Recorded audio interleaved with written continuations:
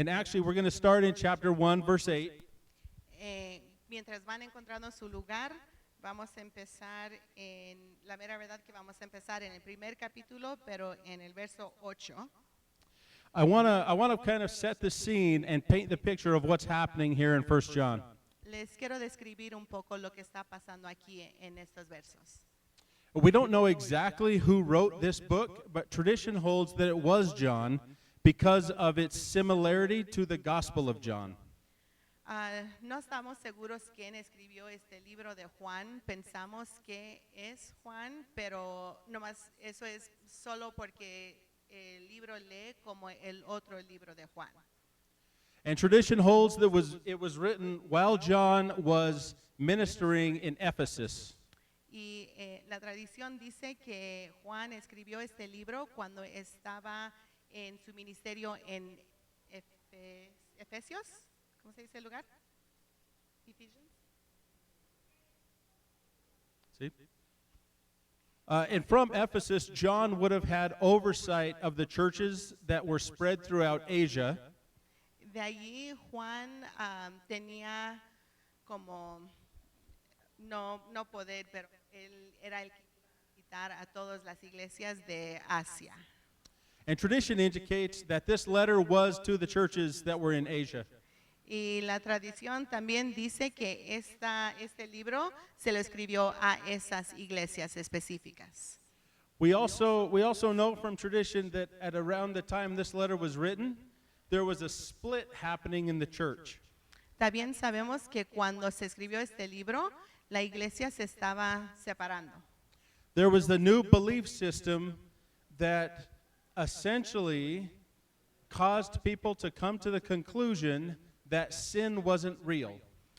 Había una creencia nueva en ese tiempo que causó que la gente pensara que el pecado no existía.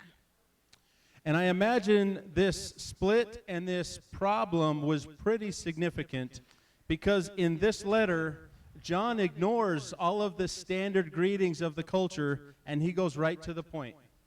Me imagino que esta separación en la iglesia, esta creencia nueva, era un problema muy grande porque vemos aquí en este libro que Juan no empieza con saludarlos como siempre empieza sus libros.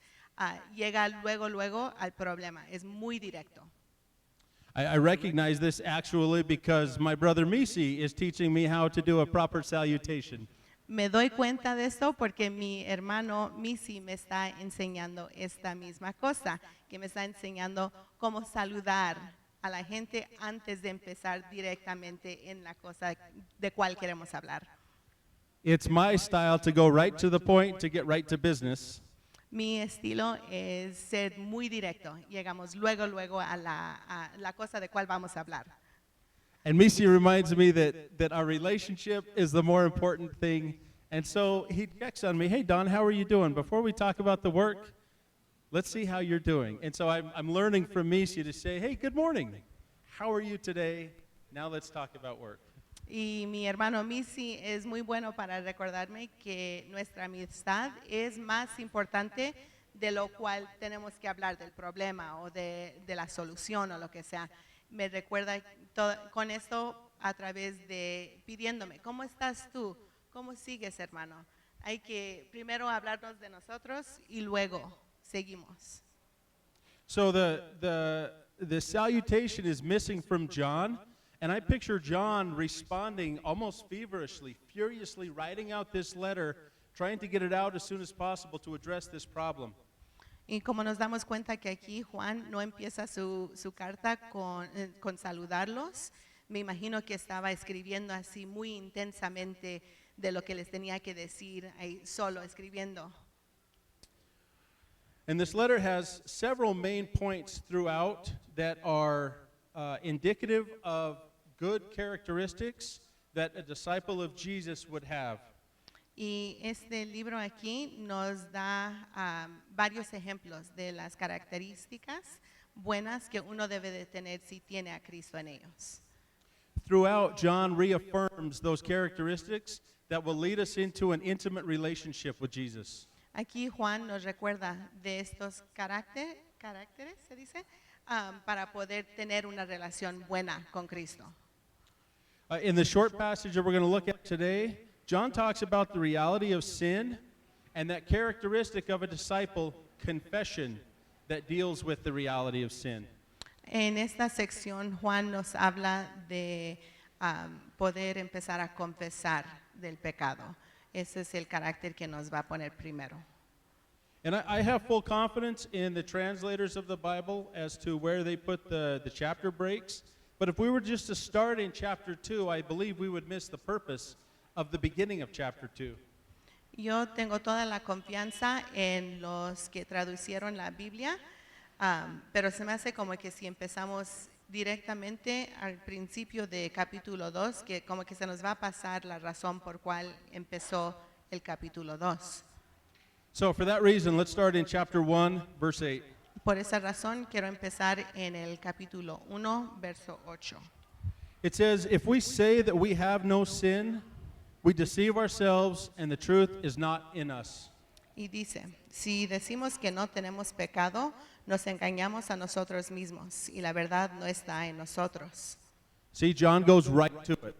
There was the belief that sin wasn't real and that it didn't matter how you lived your life.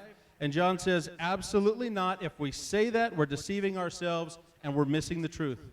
Sabemos aquí que por eso es que Juan no llegó a saludar, les dice directamente que si están creyendo esta creencia nueva que no hay pecado, que tenemos un problema, que nos estamos engañando a nosotros mismos. Even Paul, perhaps the greatest apostle of Christ, he knew this to be a truth. Aún Pablo, que es quizás el apóstol mejor de todos, él también sabía esta verdad. You can hear that in Romans chapter 7 when he says, the good that I want to do, I can't do. Lo podemos ver en Romanos 7 que dice, lo bueno que yo quiero hacer, no lo puedo hacer yo. And the evil that I don't want to do, that's what I end up doing. Pero lo malo que no quiero hacer, eso es lo que acabo haciendo. And he recognizes how deep this truth goes. You can hear it in verse 24 when he says, O wretched man that I am, who will release me from this body of death? Y reconocemos eso en el versículo 24 que dice que hombre tan malo que soy, yo no puedo sin ti. But the truth is in Paul because he knows that sin exists and he knows that he's a sinner and he knows what the solution is because in verse 25 he says, I thank God. Pero sabemos que la verdad sí está en Pablo porque él reconoce que en el próximo verso dice en el 25 que le doy gracias a Dios. Él sabe la verdad. And John knew this to be true as well, that we'll see in verse 9. Juan también aquí sabe la verdad y vamos a ver eso en el verso 9. If we confess our sins, he is faithful and just to forgive us our sins and to cleanse us from all unrighteousness.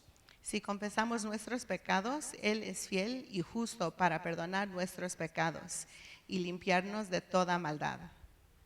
See, Paul knew the reality of sin, which is why he thanked God. Pablo sabía la realidad del pecado y por eso le daba las gracias a Dios. And John knows the reality of sin, which is why he tells us how we have to deal with it. Juan también sabía la realidad del pecado y por eso nos dice cómo sacar la maldad de nosotros. He tells us that if we confess, then Jesus removes this sin from us and saves us from the wrath of God that our sin incurs. Nos dice que si confesamos y se lo damos a Cristo, Él nos saca la maldad. And I want to talk about this word confession for just a second. Quiero hablar sobre esta palabra de confesión. I think too often I hear, just tell God you're sorry. That confession of sin is a simple apology. Muy seguido oigo que dicen que solo es necesario pedir disculpas de Dios, que eso es suficiente. And I would like to challenge that idea with a definition that confession of sin is us being honest with the Lord regarding our actions, our behaviors, our thoughts, our motivations, and taking responsibility for them. You're going to want to break it up a little bit more. Yo quiero cambiar eso un poquito y darme cuenta que no es nomás de pedir disculpas, pero confesar es decirle a Cristo que yo no puedo, give me that last part one more time. You went too far. Taking responsibility for them. Hay que poder ser honesto de lo que hicimos y tomar responsabilidad sobre lo que hicimos. It goes well beyond simply saying I'm sorry and making an apology. Es mucho más que simplemente pedir disculpas. An apology is good for an accident, perhaps when you harm somebody unintentionally. Disculparse es bueno si causa uno un accidente y causa maldad sin querer. And I would argue that sin is rarely accidental or unintentional. Y creo yo que el pecado normalmente no es nomás un accidente y no es sin intención. I think more often than not, sin is very deliberate, and it was a choice that we made that led to our sin. Creo yo que normalmente el pecado es una decisión que hacemos con intención. And when we confess, when we truly confess, then we're going to the Lord and we're telling Him, I made this choice and I did this thing. Pero cuando confesamos, vamos con Dios y le decimos, yo hice esta decisión. Y ahora le explicas lo que es que hiciste. And when we acknowledge these bad decisions or these poor choices honestly before the Lord, Y cuando aceptamos estas malas decisiones delante del Dios, then that can lead to a true change from within. eso, a través de eso, nos va a llevar a un cambio sincero. It opens the door for the Lord to teach us how to make better decisions. Abre la puerta a que el Señor nos enseñe cómo hacer decisiones mejores. And it helps us to discern the problems in our decision-making processes. Y nos ayuda a empezar a entender por qué hacemos ciertas decisiones y cómo escoger hacer decisiones mejores. And it teaches us to go to the Lord for His help in making the right decisions, in making good choices. Y nos enseña cómo ir a el Señor cuando estamos haciendo o cuando necesitamos que hacer una decisión. In Matthew 23, Jesus like shreds the Pharisees, takes them to task. En Mateo 23 vemos que Cristo pone en su lugar ¿cómo se dicen Pharisees? A los fariseos. And one thing He specifically takes them to task on is that they only clean the outside of the dish, and the inside of the dish is still filthy.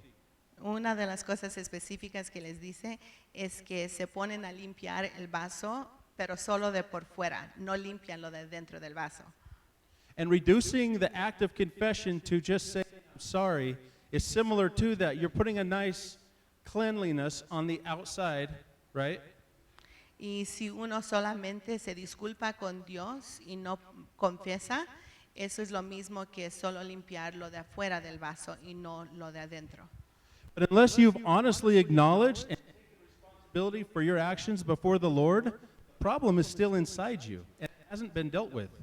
Pero hasta que uno pueda confesar sinceramente lo que está pasando dentro de uno y poder confesarle eso a Dios, no va a haber cambio. And that's not to say that remorse isn't healthy.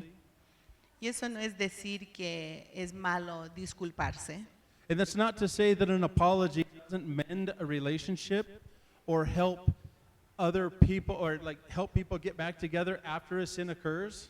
Y no quiere decir que disculparse con uno que ha dañado, que eso no va a ayudar su amistad. It's just important to start with the inside, with what the Lord needs to deal with.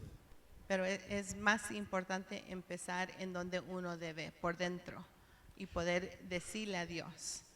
And I like the language, at least the English translation, the language that John uses is active. Me gustan las palabras que dice aquí, las que usa Juan, porque se me hace como que, aunque sea en inglés, es una decisión que es algo activo. We confess, Jesus forgives, Jesus cleanses. Nosotros confesamos, Cristo perdona y Cristo nos limpia. It's an activity, a cycle, a continuous process. Es una actividad, algo que sigue, no nomás acaba. I think the following verses is going to show this more clearly. Y creo que los versos que siguen nos va a enseñar eso claramente. So we know that sin is real, that sin happens, that it will continue to happen. So let's see what John says. Sabemos que el pecado es verdadero, que pasa, y a ver qué nos enseña Juan que sigue. In verse 10 it says, if we say that we have not sinned, we make him, Jesus, a liar, and his word is not in us. Si decimos que no hemos pecado, le hacemos a él mentiroso, y su palabra no está en nosotros. John is directly addressing this new belief that sin doesn't exist. He's saying, if this is what you believe, Juan les está diciendo hacia ese pensamiento nuevo que el pecado no existe, les está diciendo, si creen que el pecado no es verdadero, eso es lo que va a pasar. calling Jesus a liar, and his truth is not in you. Que le estás diciendo a Dios que es mentiroso y su verdad no está dentro de ustedes. And we can't possibly claim that we are following his commandments or sharing his word. Y no podemos decir que estamos siguiendo sus mandamientos o que estamos compartiendo su palabra. So now we get to chapter 2. Let's find out what John says in verse 1. Y ahora llegamos al capítulo 2. My little children, these things I write to you so that you may not sin. And if anyone does sin, we have an advocate with the Father, Jesus Christ righteous. Hijitos míos, estas cosas os escribo para que no pequéis. Y si alguno hubiere pecado, abogado tenemos para con el Padre, a Jesucristo el justo. So John has already made the point that sin does exist. It is real. Juan ya les dijo que el pecado sí existe. But for disciples of Christ, we acknowledge that sin is real and we confess it. And then, like John says here in verse 1, we stop sinning. Y como discípulos creyentes de Cristo, sabemos que sí existe el pecado, pero de ahí ahora confesamos y ¿qué pasa después? Paramos de pecar, ¿no? That's the idea that John is conveying. We all are going to sin, but as disciples of Christ, we continually take that sin to Jesus, and then we stop making those deliberate choices to continue in it. La idea es que como creyentes que le llevamos nuestro pecado, confesamos, Él nos limpia y de ahí intentamos hacer decisiones mejores. And John knows that we can't do this perfectly. Y sabe Juan que no podemos hacer esto perfectamente. He says, when it happens, not if, when it happens, Nos dice, ¿cuándo pasa esto? No nos dice, si acaso pasa esto. when we sin, the disciple has help. Cuando pecamos, el discípulo tiene ayuda. Jesus stands on our behalf as our advocate with the Father. Cristo se para como nuestro abogado de parte de nosotros. This title of advocate conveys the idea of a defender. Este título de abogado da la idea de alguien que nos defiende. And the title that John gives him, Jesus Christ the righteous, I love this. That gives him the authority to stand on our behalf to actually defend us because he's the only one who can. Ese título que le da Juan a Dios de Padre, Jesucristo el justo, eso es lo que le da la autoridad de pararse delante o enfrente para poder limpiarnos. And John continues in verse 2, Y sigue en el verso 2. and he himself is the propitiation for our sins, and not for ours only, but also for the whole world. Y Él es la apropiación por nuestros pecados, y no solamente por los nuestros, sino también por los de todo el mundo. Jesus takes our sin on himself. Cristo toma nuestro pecado Él mismo. And that's partially why I believe that my confession needs to be so much more than an apology. Por eso creo yo que mi confesión tiene que ser mucho más que solo disculparme. If Jesus is going to come to my defense, then I want him to come to my defense completely. Porque si Cristo va a venir a defenderme, yo quiero que Él venga totalmente. And I don't want him to know that I'm sorry for what I've done. I want him to know everything I've done so that he can defend me from everything I've done. No solo quiero que oiga que me siento mal, que pequé, pero quiero que oiga todo lo que hice para que me pueda defender bien de lo que hice de mí mismo. And for me, that means having to take the emotion out of it and just come to Jesus and say, this is what I've done, and this is what I've done, and this is what I've done, and tell him everything. He already knows. But if I want him to defend me and correct me, then I have to be open to him about it. Para mí es más que solo decirle, lo siento, pero yo tengo que sacar la emoción y decirle claramente, esto es lo que hice. Sí, discúlpame, pero aquí está todo, la realidad, honestamente. And if I'm being completely honest, I'm not always sorry when I sin. Y muy seguido, para ser honesto con ustedes, yo no siempre me siento mal cuando peco. But I still recognize when I have. I still know when I'm doing the wrong thing. Pero sí reconozco que estoy pecando, me doy cuenta. And even that needs to be dealt with by Jesus. Y aún eso, Cristo tiene que arreglar eso. And I want to make a point to say that he died for our sins, or he's a propitiation for our sins, but not for ours only, not for just mine, for the entire world. Y quiero otra vez hacer un punto aquí que sí es la apropiación por mis pecados, pero no solo los míos, pero los de todo el mundo. Danny O'Brien, who was here a couple of years ago, Danny O'Brien, un joven que estuvo aquí hace unos años, he has a t-shirt that says, treat everyone as if Jesus died for them. tiene una playera que dice que debemos de tratar a todos como que Cristo murió por ellos también. And I think that thought is what John is capturing right here. It Creo- should dictate how we treat other people. Creo yo que esto es lo que nos está intentando enseñar Juan, que debemos de actuar como que sabemos esa realidad.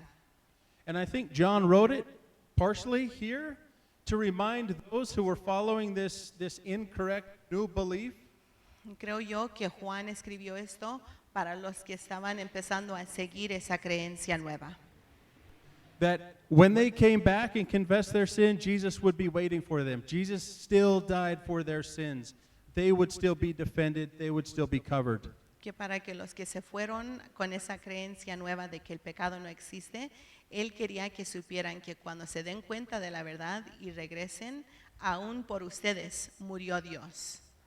I also think it's a good reminder for those who were remaining in the church, who were still staying true to the faith. Yo creo también que fue un recuerdo bueno para los que se quedaron y permanecieron en su fe. Jesus still loved those who left and were following the wrong thing. Cristo todavía quiere a los que se fueron.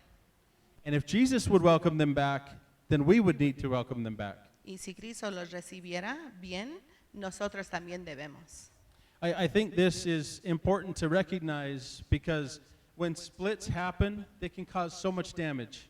Creo yo que es importante darnos cuenta de esto porque cuando las iglesias se separan, nos tenemos que dar cuenta de esta realidad. And I think it's so necessary that we don't forget that Jesus loves us, Jesus loves them, and Jesus even loves our enemies. Creo yo que es importante que nos demos cuenta que Cristo me quiere a mí, Cristo los quiere a ellos y quiere a los que no lo conocen también. So John shifts a little bit in verses 3 to 5, which we'll read next. Va a haber un poquito de cambio aquí cuando le sigamos en el verso 3. Now by this we know that we know him if we keep his commandments. He who says, I know him and does not keep his commandments is a liar, and the truth is not in him. But whoever keeps his word, truly the love of God is perfected. By this we know that we are in him. Y en esto sabemos que nosotros le conocemos si guardamos sus mandamientos. El que dice, yo le conozco y no guarda sus mandamientos, el tal es mentiroso y la verdad no está en él. Pero el que guarda su palabra, en este verdaderamente el amor de Dios se ha perfeccionado. Por esto sabemos que estamos en él. John addressed the misbelief that sin didn't exist. John ya les dijo de la creencia mala que el pecado no existe. I think he's addressing the people who are making this claim and leading people away from Jesus. Y ahora creo yo que les está hablando a los que les está enseñando esta creencia mala. And he goes right at him with this statement that if you claim to know Jesus, but you ignore everything he actually said, and you don't follow the basic teachings of Jesus, then you're the liar. Y ahora les está diciendo que si se llaman ustedes discípulos de Cristo y no están siguiendo sus mandamientos, ustedes son los mentirosos. And John can make these statements because he heard the teaching directly from Jesus. Y Juan puede decir esto porque él oyó directamente de Cristo. Let's go to the Gospel of John, chapter 14. Hay que ir al libro de Juan, capítulo 14.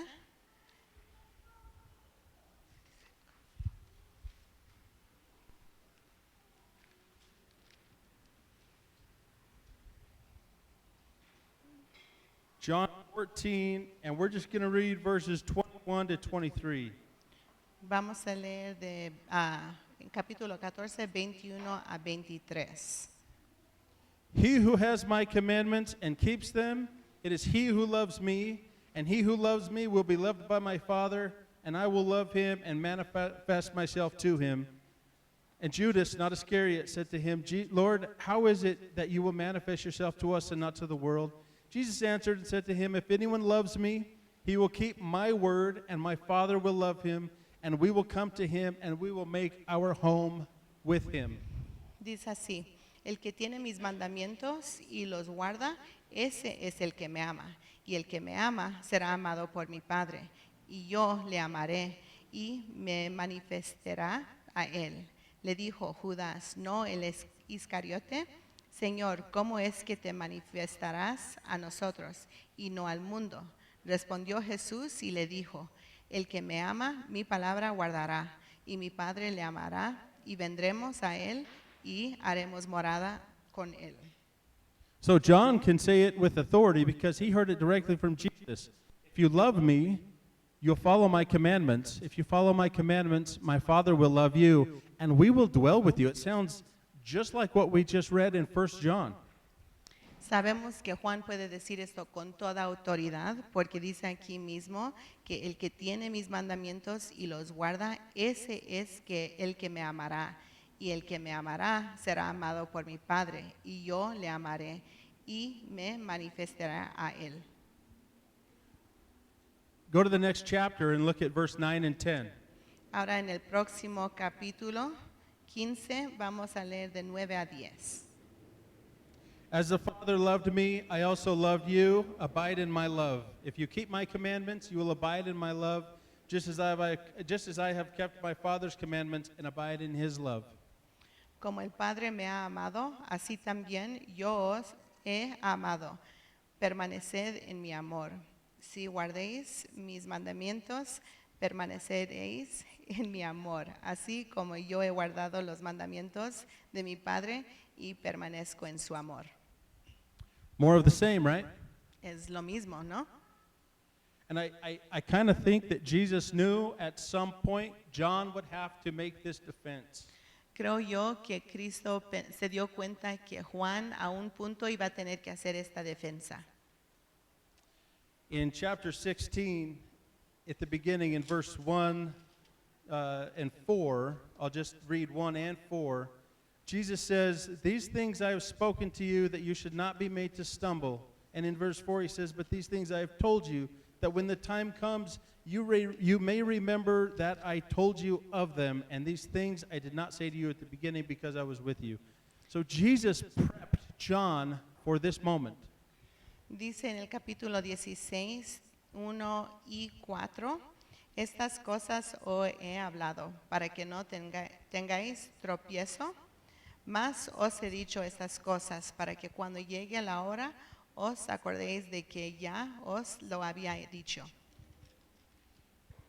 John isn't making it up as he goes in this letter to the churches in Asia. Juan no lo está inventando. Jesus told these very words to John with the intent that at some future point, John would defend the faith, that John would take what Jesus taught him and use that to combat people who would pull believers away from what Jesus actually told us. Juan le dijo esas palabras específicas, o Cristo le dijo esas palabras específicas a Juan, sabiendo que iba a tener que defender esto.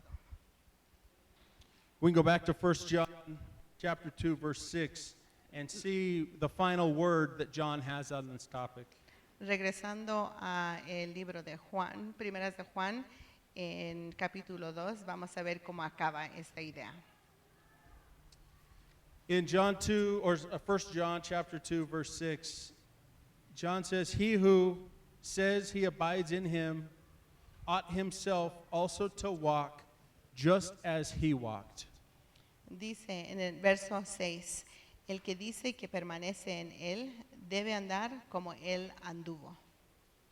I think this is John's left hook to the leaders who are leading people off into this false belief system. Creo yo que esto es como Juan acaba la pelea en decirles aquí exactamente esto.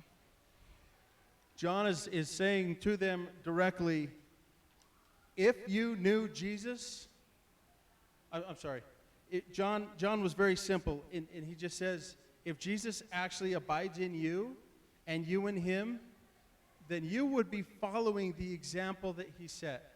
Juan acaba aquí su defensa en decirles que si sinceramente conocieran a Cristo, que anduvieran caminando como camina Cristo. If you really knew Jesus and followed his commandments, you would be teaching the things that he taught. Que si verdaderamente conocen a Cristo, estuvieran enseñando lo que Cristo enseñaba. You would be following the example that he set. Estuvieran siguiendo el ejemplo que él mismo puso. And you would be holding to the principles that he held to. Siguieran su dirección específica que él dejó.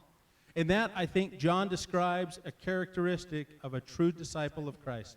Creo que con esto nos explica el ejemplo perfecto para cómo ser discípulos de Cristo.